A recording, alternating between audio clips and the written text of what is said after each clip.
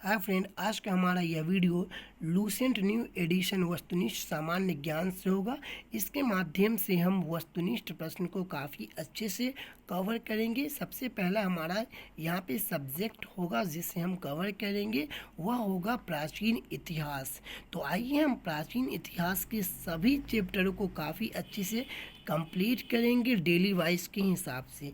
हमारे प्राचीन इतिहास का आज पहला चैप्टर होगा इतिहास का परिचय, जिसे हम काफ़ी अच्छे से कवर करेंगे। सामान्य परिचय, ठीक है। तो हमारा पहला प्रश्न है कि इतिहास के तहत अध्ययन किया जाता है। तो इतिहास के तहत अध्ययन किया जाता है ऑप्शन ए, अतीत का। ठीक है, इतिहास के तहत किसका अध्ययन किया जाता है? तो बीते हुए काल का, जिसे इतिहास कहते हैं, जिसे अतीत कहते हैं। ठीक है, आइए हमारा प्रश्न नंबर 2 है कि प्रथम यूनानी इतिहासकार कौन था। प्रथम यूनानी इतिहासकार कौन था? तो हमारा ऑप्शन नंबर बी होगा, हेरोडोटस।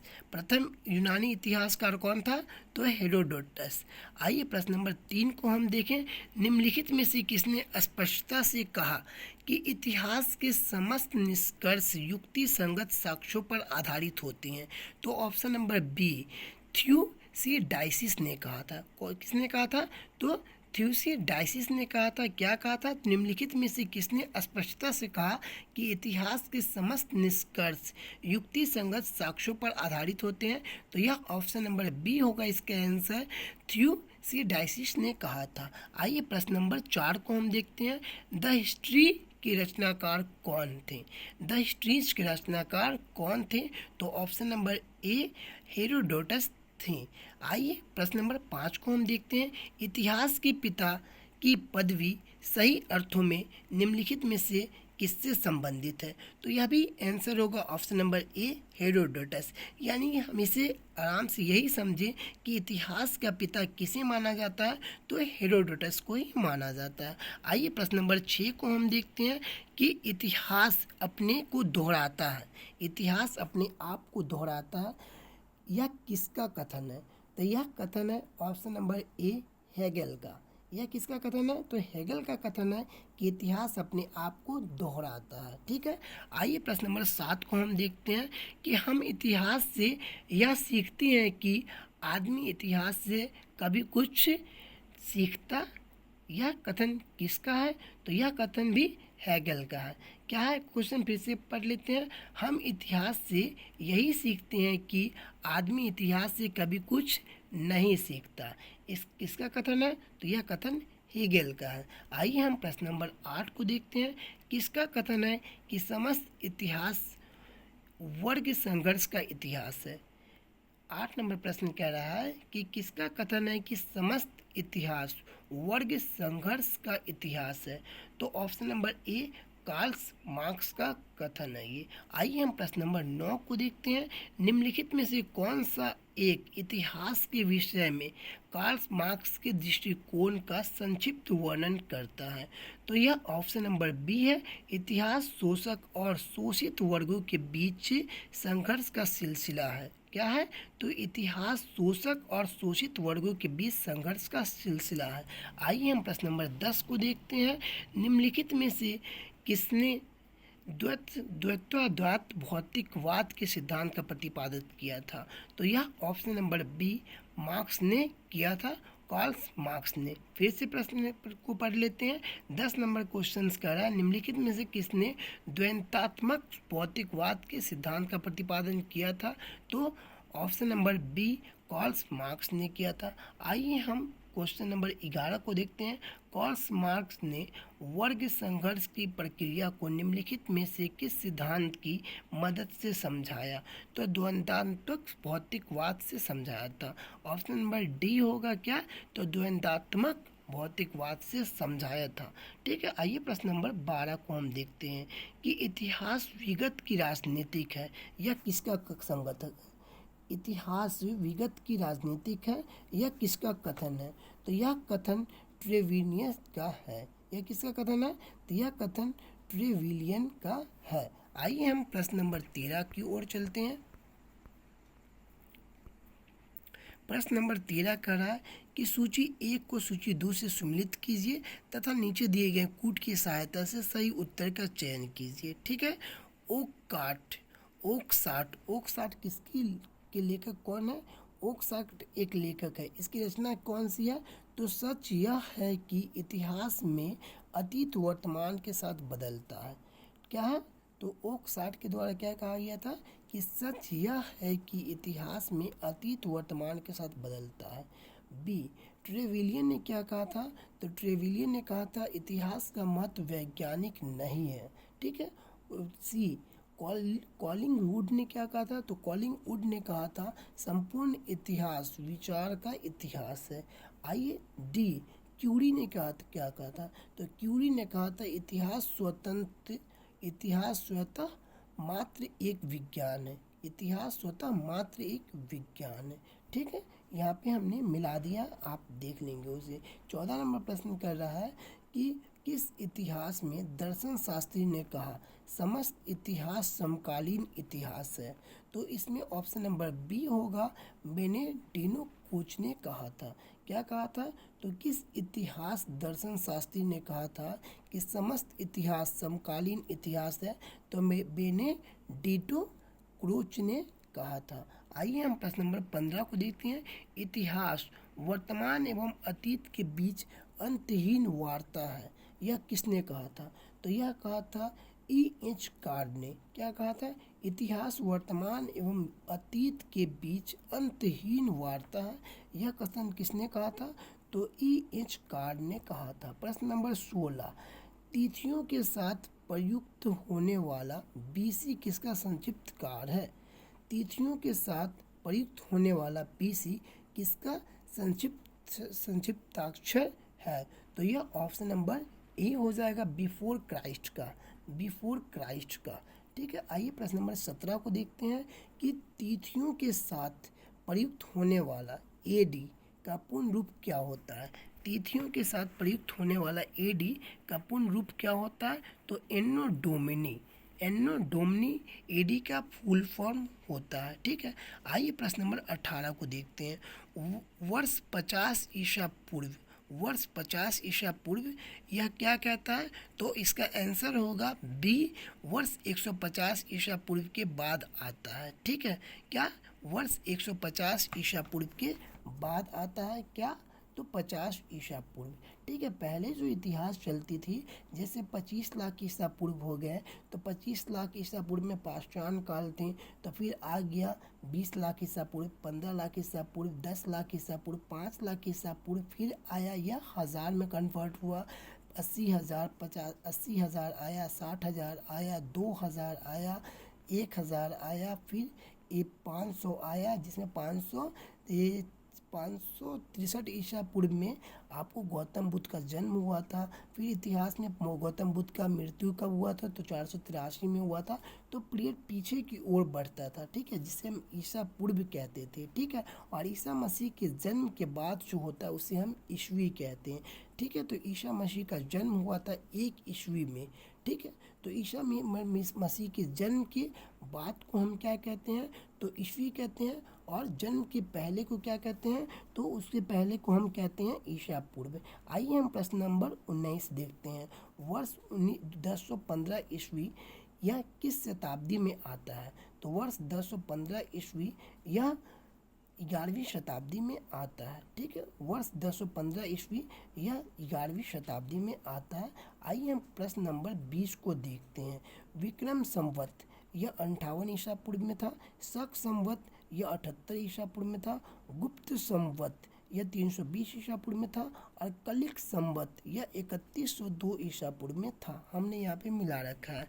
ठीक है। आइए हम आगे प्रश्न को देखते हैं। दोस्तों, इतिहास के ये चैप्टर थोड़ा डिफ़िकल्ट होते ही हैं, इससे आप घबराएं बिल्कुल भी ना। ठीक है। आइए हम प्रश्न नंबर 21 को देखते हैं। विक्रम संवत प्रारंभ हुआ था 58 ईसा पूर्व। शक संवत प्रारंभ किस सम्राट के शासन काल में हुआ था? तो शक संवत प्रारंभ हुआ था यह कनिष्क के शासनकाल में। ऑप्शन नंबर बी है यहाँ पे। ठीक है। भारत का राष्ट्रीय पंचांग किस संवत पर आधारित है? तो भारत का राष्ट्रीय पंचांग जो आधारित है, ऑप्शन नंबर सी, शक संवत पर आधारित है। आइए हम क्वेश्चन नंबर 24 को देखते हैं कि गुप्त संवत 319 ईसा पूर्व से लेकर 319 ईस्वी से लेकर के 320 ईस्वी को प्रारंभ करने का श्रेय किसे जाता है। गुप्त संवत को प्रारंभ करने का श्रेय किसे जाता है, तो यह जाता है आपको चंद्रगुप्त द्वितीय को, ठीक है, सॉरी, यह जाता है चंद्रगुप्त प्रथम को। गुप्त संवत किसने प्रारंभ की थी, तो गुप्त संवत प्रारंभ की थी चंद्रगुप्त प्रथम ने, ठीक है। आइए हम 25 नंबर क्वेश्चन को देखते हैं कि चंद्रगुप्त प्रथम ने गुप्त संवत का प्रारंभ किस उपलक्ष्य में कराया था। तो चंद्रगुप्त प्रथम ने गुप्त संवत का प्रारंभ अपने राज्यरोहण के स्मारक के रूप में करवाया था। आइए हम प्रश्न नंबर 25 को देखते हैं। निम्नलिखित कथनों पर विचार कीजिए तथा नीचे दिए गए कूट के सही उत्तर को चुनिए। हमारा ऑप्शन नंबर इसमें हो जाएगा ए। ऑप्शन नंबर क्या हो जाएगा, ऑप्शन नंबर सी हो जाएगा सही, ठीक है, क्योंकि यहाँ पे विक्रम संवत 58 ईसा पूर्व एकदम करेक्ट है, गुप्त संवत 319 ईसा पूर्व एकदम बिल्कुल सही है, और शक संवत 78 ईसा पूर्व में आरंभ हुआ था, ये भी सही है, यानी 1 2 3 तीनों सही है। आइए अपने हम प्रश्न नंबर 27 को देखते हैं। हर्षवर्धन ने 606 ईस्वी में हर्ष संवत की स्थापना किस उपलक्ष्य में की थी, तो अपने राज्यरोहण के उपलक्ष्य में ही की थी। आइए हम प्रश्न नंबर 28 को देखते हैं। निम्नलिखित में से कौन सा संवत है जो कला कुरुचियों द्वारा प्रयुक्त किए जाने के कारण कल कुरुचि संवत भी कहलाता है, तो चैत्रकूट संवत, ऑप्शन नंबर सी आंसर है यहाँ पे, चैत्रकूट संवत है, ठीक है। आइए हम प्रश्न नंबर 29 को देखते हैं। चालुक्य विक्रम संवत का प्रचलन किसने किया था। चालुक्य विक्रम संवत का प्रचलन किसने किया था, तो ऑप्शन नंबर सी विक्रम चतुर्थ ने, क्या विक्रम चतुर्थ ने। आइए हम प्रश्न नंबर 30 को देखते हैं। निम्नलिखित में से किसे एक नए संवत चलाने का यश प्राप्त है, तो लक्ष्मण सेन को। निम्नलिखित में से किसे एक नए संवत चलाने का यश प्राप्त है, तो लक्ष्मण सेन को। हमारा प्रश्न नंबर 31। निम्नलिखित में से कौन सा वर्ष 2009 में शक संवत का वर्ष होगा। निम्नलिखित में से कौन सा वर्ष दिसंबर 2009 में शक संवत का वर्ष होगा, तो 1931 ईस्वी यह शक संवत का वर्ष होगा, ठीक है दोस्तों। आइए हम प्रश्न नंबर 32 देखते हैं। विक्रम संवत 2070 ईस्वी को संवत के रूपांतरित करने का मान क्या होगा, तो 2013 होगा, ठीक है। क्या होगा, तो विक्रम संवत 2070 को ईस्वी संवत में रूपांतरित करने का मान क्या होगा, तो 2013 होगा, ठीक है दोस्तों। यहाँ पे आप कैलकुलेशन कर लीजिएगा, ठीक है। आइए हम आगे की ओर बढ़ते हैं। हमारा प्रश्न नंबर 33 क्या कर रहा है। विक्रम संवत एवं शक संवत के आरंभ के बीच कितने वर्ष का अंतर होता है, तो विक्रम संवत और शक संवत के बीच अंतर होता है 135 वर्ष का, ठीक है, 135 वर्ष का। दोस्तों जब आप 58 ईसा पूर्व और 78 ईसा पूर्व इन दोनों के बीच गैपिंग देखेंगे तो 135 वर्ष का होगा, ठीक है। आइए हम अगला प्रश्न 34 को देखते हैं। पुलकेशिनी प्रथम का बादामी शिलालेख शक वर्ष 465 का दिनांकित है। इन्हें विक्रम संवत में दिनांकित करना होगा, तो होगा 600 ईस्वी, ठीक है। कितना होगा, 600 ईस्वी होगा। 465 ईस्वी को बदलना होगा अगर विक्रम संवत में, तो कितना होगा, 600 ईस्वी होगा। आइए हम प्रश्न नंबर 35 देखते हैं कि राजस्थान सरकार की कैलेंडर विक्रम संवत 2023 लिखा हुआ है, तो शक संवत होगा कितना, तो शक संवत होगा आपको, आप इसे कमेंट के माध्यम से हमें बताएं। हमने आंसर तो लगा रखा है, लेकिन आप कैलकुलेशन करके कमेंट के माध्यम से 35 का आंसर हमें दें, ठीक है। आइए हम 36 नंबर प्रश्न को देखते हैं। पुरातत्व के स्तर में विन्यास पद्धति निम्नलिखित में से किसको समझाने के लिए प्रयुक्त की जाती है, तो ऑप्शन नंबर यहाँ पे हमारा बी होगा, अवशेष के क्रमिक निक्षेप को, अवशेष के क्रमिक निक्षेप को। हमारा प्रश्न नंबर 37। कार्बन तिथि निर्धारित पद्धति का विकास किसने किया था, तो कार्बन तिथि निर्धारण पद्धति का विकास यह विल्मर डिब्बी ने की थी, वो विलर्ड डिब्बी ने की थी। आइए हम अपने प्रश्न नंबर 38 को देखेंगे। काष्ठ, अस्थि और शंख के पुरातात्विक नमूने का काल निर्धारण करने के लिए निम्नलिखित में से कौन सा एक अपनाया जाता है, तो इसका आंसर होगा कार्बन 14। क्या होगा, कार्बन 14। आइए हम प्रश्न नंबर 39 को देखेंगे। कार्बन डेटिंग निम्न की आयु निर्धारित हेतु प्रयुक्त होती है। तो जीवाश्म की आयु हेतु प्रयुक्त होती है कार्बन डेटिंग पद्धति। ठीक है, आइए हम अपने प्रश्न नंबर 40 को देखते हैं। प्रागैतिहासिक का अंत एवं इतिहास का आरंभ तब माना जाता है जब मानव ने लिखना शुरू किया। प्रागैतिहासिक का अंत एवं इतिहास का आरंभ तब माना जाता है जब मानव ने लिखना शुरू किया। प्रश्न नंबर 41, भारत के संदर्भ में ऐतिहासिक काल का प्रारंभिक कब से माना जाता है। तो 600 ईसा पूर्व से माना जाता है। ठीक है दोस्तों, यहाँ पे आप देखेंगे तो ऋग वैदिक काल का जो पीरियड था वो 1500 ईसा पूर्व से लेकर के 1000 ईसा पूर्व तक था। और फिर उत्तर वैदिक काल का जो पीरियड हुआ 1000 ईसा पूर्व से लेकर के 600 ईसा पूर्व तक हुआ। फिर बिंबिसार का जन्म हुआ था 540 ईस्वी में। गौतम बुद्ध का जन्म हुआ था 563 ईस्वी में। ठीक है, इसी तरह से इतिहास अपनी ओर अपने पीछे की ओर बढ़ता गया। ठीक है, चलिए आइए हम अपने अगले प्रश्न को देखते हैं। प्रश्न नंबर 43, 42। ठीक है, सिंधु सभ्यता को आदि ऐतिहासिक सभ्यता कहा जाता है क्योंकि यह प्रमाण मिला है लेखन, क्योंकि सिंधु घाटी सभ्यता में लिखा हुआ प्रमाण प्राप्त हुआ है। आइए हम 43 प्रश्न को देखते हैं। शक संवत पर आधारित राष्ट्रीय पंचांग का एक चैत्र ग्रेगोरियन कैलेंडर की निम्नलिखित तिथियों में से किस एक को तदनुसार है। तो 22 मार्च अथवा 21 मार्च। ठीक है, शक संवत पर आधारित राष्ट्रीय पंचांग का एक चैत्र ग्रेगोरियन कैलेंडर की निम्नलिखित तिथियों में से किस एक के तदनुरूप है। तो 22 मार्च या अथवा 21 मार्च। आइए हम प्रश्न नंबर 45 को देखेंगे। तो किसने इतिहास को प्राचीन, मध्यकालीन और आधुनिक तीनों भागों में बांटने का रिवाज बनाया था। तो सेल्सियस ने बनाया था। किसने बनाया था, तो ऑप्शन नंबर डी है यहाँ पर। किसने इतिहास को प्राचीन, मध्यकालीन, आधुनिक 3 भागों में बांटने का रिवाज बनाया था, तो सिलेरियस ने बनाया था। ठीक है, आइए अपने अंतिम प्रश्न को देखते हैं कि निम्नलिखित में से किसने गुप्त संवत के प्रारंभ के निर्धारण के संबंध के लिए महत्वपूर्ण सूचना दी। तो अल बरूनी ने दी थी। 45 नंबर प्रश्न क्या कह रहा है, तो निम्नलिखित में से किसने गुप्त संवत के प्रारंभ के निर्धारण के संबंध में महत्वपूर्ण सूचना दी। तो अल बरूनी ने दी। दोस्तों, यह काफ़ी डिफिकल्ट माना जाता है ये इतिहास का परिचय। ठीक है, तो इसमें कुछ ऐसे फैक्ट होंगे जो आपको समझ में भी नहीं आए होंगे। चलिए उसे इग्नोर कीजिए, बस आप अपने बुक में इसे आंसर को टिक आउट कर लीजिए और इसे 2, 3, 4 बार पढ़िएगा। आपको पूरा काफ़ी अच्छे से माइंड में बैठ जाएगा। ठीक है दोस्तों, यदि आपको वीडियो अच्छा लगा तो प्लीज़ वीडियो को लाइक करें और चैनल को सब्सक्राइब करना बिल्कुल ना भूलें।